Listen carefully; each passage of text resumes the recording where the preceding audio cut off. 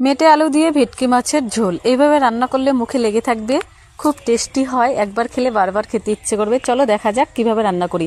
আমি এখানে সব কিছু গুছিয়ে উনুন জ্বালিয়ে নিলাম। এখন মাছটাকে সুন্দর করে নুন হলুদ মাখিয়ে নেব।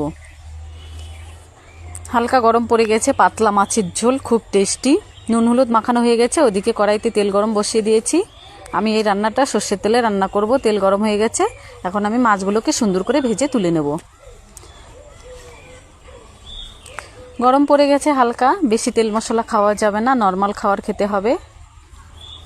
মাছগুলো ভাজা হয়ে গেছে, এখন আমি তুলে নিলাম।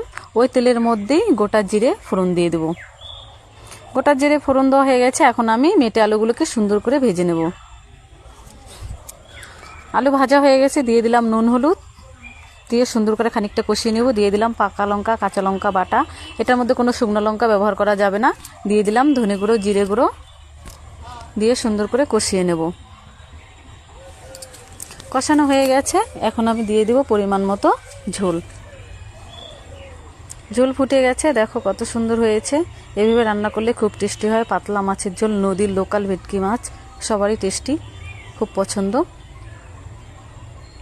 ঝোল ফুটে গেছে, এখন আমি মাছগুলোকে দিয়ে খানিকটা ফুটিয়ে নেব।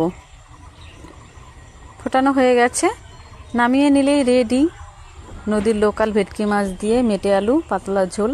কার কার ভালো লাগে লাইক কমেন্ট শেয়ার করে দিবে। ভিডিওটা ভালো লাগলে সাবস্ক্রাইব করে দিবে। ভিডিও দেখার জন্য অনেক অনেক ধন্যবাদ। ভালো থাকবে সবাই।